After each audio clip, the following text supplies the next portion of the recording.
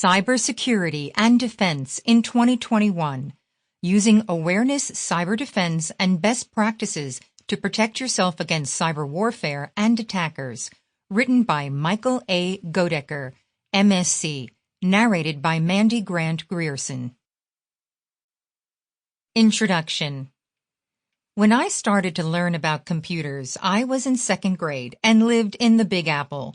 More interestingly, I began to work and learn about computers in school on the Apple IIc and continued that fascination at home with the Commodore VIC-20. These two computers triggered my interest in the computing world, where viruses were funny things and not the destructive cyber weapons or ransomware that we see today. Back in the late 70s and early 80s, computers helped us do more and made things easier than the older manual typewriters that we had to use and constantly correct when typing the wrong keys. Presently, everything we can imagine has some form of a computer.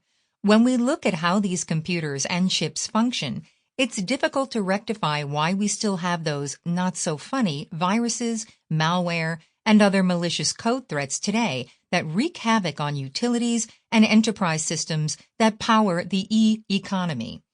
When we look at this dilemma from a high level, we start to question why we haven't managed to sort our security and workable checks and balances in the computer-based products and solutions we depend on more and more in this connected world that we live in today.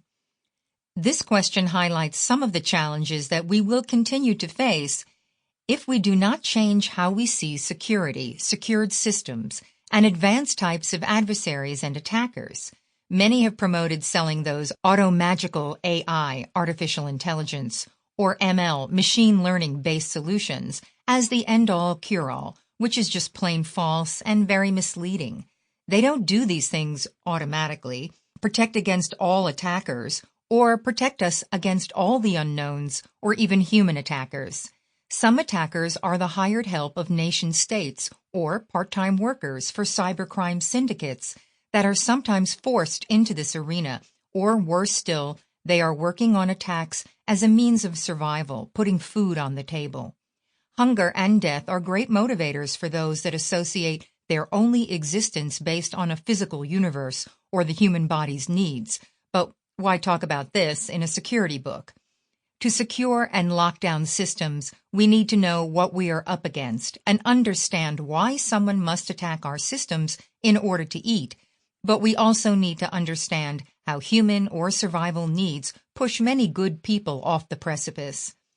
Only when we know the motivations of an attacker and how far some people are willing to go and dedicate their activities to breach systems can we appreciate why doing mundane things like vulnerability and patch management are crucial to our protection.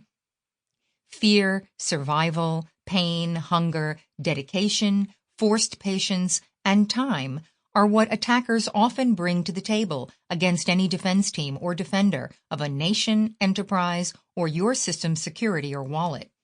This is an important concept to understand when we need to stop attackers that are really motivated by basic instincts.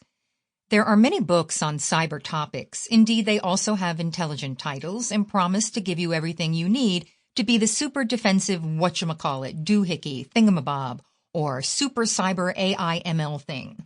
More often than not, if you have read most of these books, you usually ask yourself what you gained from going through the chapters and expecting all the answers to all your questions, only to find, alas, that they are nowhere to be found.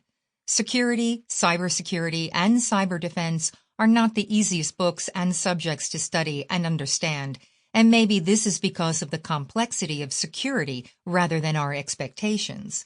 It could also be due to the many companies that promise everything and yet deliver broken solutions, misleading marketing, or worse yet, false senses of security, when in reality, they may not even know the state of your security status. So why buy this book and read yet again another cyber thingy book?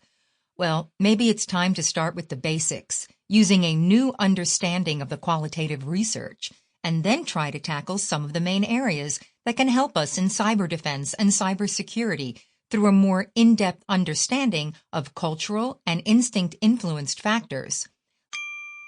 Sample complete. Ready to continue?